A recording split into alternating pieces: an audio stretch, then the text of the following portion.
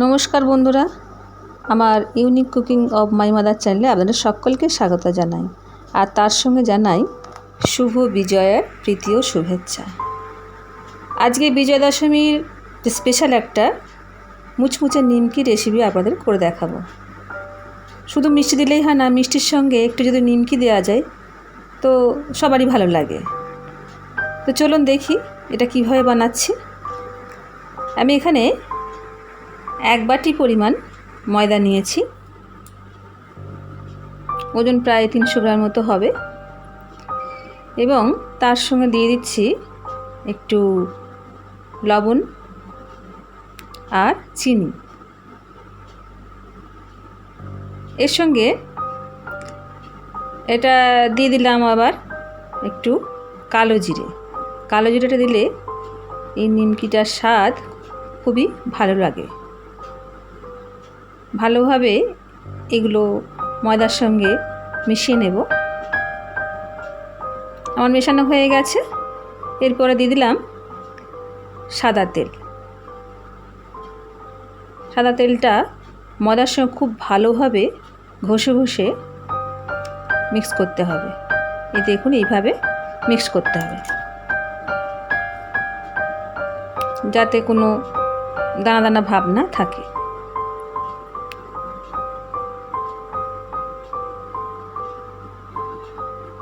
দেখুন, এইভাবে মুঠি করে দেখে নিতে হবে ময়দার ময়ানটা ঠিকঠাক হয়েছে কিনা। দেখলাম ঠিকই আছে। এরপর আমি এটাকে অল্প অল্প জল দিয়ে মাখতে থাকবো। একসঙ্গে বেশি জল দিয়ে দেব না, কেননা এই যে ডোটা তৈরি হবে, এই ডোটা খুব বেশি শক্তও হবে না, আবার খুব নরমও হবে না। তাই অল্প অল্প জল দিয়ে, পরিমাণ মতো জল দিয়ে দিয়ে মাখতে হবে, এবং এটা ঠেসে ঠেসে মাখতে হবে। মাখাটাও খুবই ভালো হওয়া দরকার, তবেই এই নিমকিগুলো সুন্দর ফুলবে এবং মুচমুচে হবে। আমার চ্যানেলে আপনারা যারা নতুন তারা অবশ্যই ভিডিওটি একটা লাইক করবেন এবং সাবস্ক্রাইব করে নেবেন, যাতে আমার ভিডিওগুলো পরবর্তীকালে সবার আগে আপনারা দেখতে পান। ময়দা মাখাটা রেডি। এরপর একটা সুতির কাপড় ভিজিয়ে জলটা নিংড়ে নেব, নিয়ে তার উপরে চাপা দিয়ে রাখবো, রেস্ট করতে দেব। আমি এখানে আধ ঘন্টা রেস্ট করতে দিয়েছি।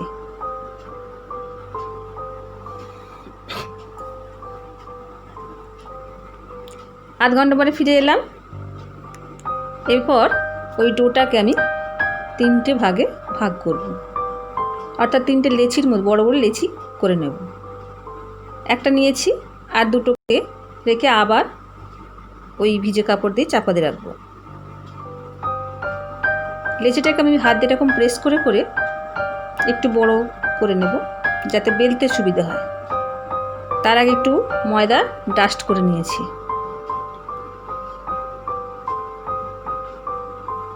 ময়দাটা ডাস্ট করলে ওই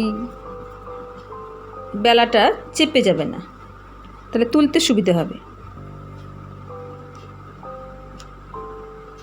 এই যে রুটির আকারে বেলছি, এটা খুব একটা মোটা হবে না, যেমন আমরা রুটি করি ওই রকম একটু পাতলা হবে। দেখুন, চারপাশে যেদিকে মোটা আছে সেগুলো ভালোভাবে আমি সাইজ করে নেব।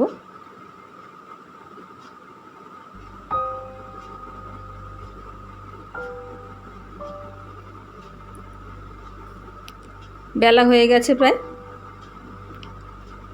দেখুন রুটিটা কত বড় হয়েছে।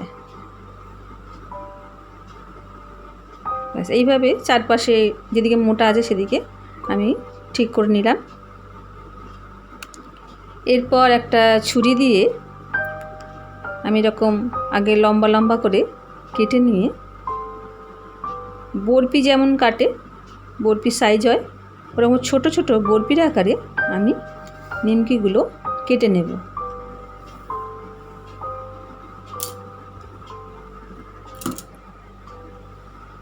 ধারে একটু বেড়ে গিয়েছিলো, ওইটুকু বাদ দিলাম। দেখুন এরকম সেম সাইজের ছোট ছোট বরফির আকারে আমি কেটে নিয়েছি।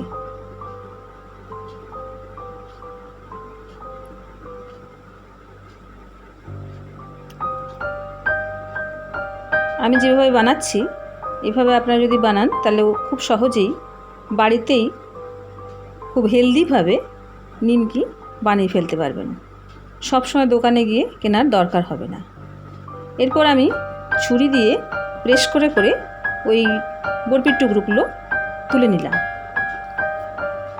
একসঙ্গে তুলে রেখে দিলাম, তাহলে ভাজতে সুবিধা হবে। আর যদি অল্প অল্প করে তুলি তাহলে তো দেরিও হবে। ব্যাস, আমার বরফিগুলো তোলা হয়ে গেছে। এরপর কড়াইতে বেশ কিছুটা সাদা তেল গরম করতে দিয়েছি। একটা নিমকি ফেলে দেখলাম গরম হয়েছে কিনা। গরম হয়ে গেছে। এর বাকি নিমকিগুলো সব ছেড়ে দেব। দেখুন কীরকম ফুলে ফুলে ওপরে ভেসে উঠছে। এরকম যদি ভেসে ওঠে তাহলে বুঝবেন যে পুরোপুরি আমার নিমকিটা তৈরি হচ্ছে। খুব হাই ফ্লেমে ভাজবেন না, একটু মিডিয়াম ফ্লেমে ভাজবেন। হাই ফ্লেমে ভাজলে তাড়াতাড়ি পুড়ে যেতে পারে, আর মিডিয়াম ফ্লেমে ভাজলে ওটা আস্তে আস্তে শক্ত হবে এবং ক্রাঞ্চি হবে।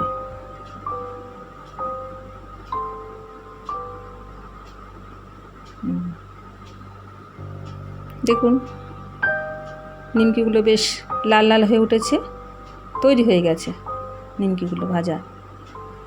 এরপর আমি এগুলো ছাঁকনির সাহায্যে তুলে নেব।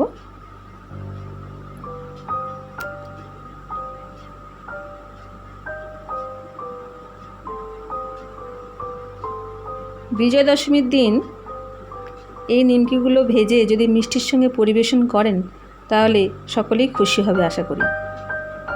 আপনারাও চটপট বানিয়ে ফেলুন আমার এই রেসিপিটি দেখে। নিমকিগুলো একটা পাত্রে রাখলাম। বাকি যে লেচিগুলো করেছিলাম ওগুলোও আমি পরপর ভেজে নেব। দেখুন কেমন ক্রাঞ্চি হয়েছে, একটু চাপ দিলেই কেমন ভেঙে গেল। এগুলো চায়ের সাথে খেতে খুবই ভালো লাগে। নিজেরাও খাবেন এবং অতিথিরা এলেও তাদেরও খাওয়ান। আমি একটা এই কৌটোতে এগুলো রেখে দিয়েছি যাতে বেশ কিছুদিন ধরে রেখে দেওয়া যায়।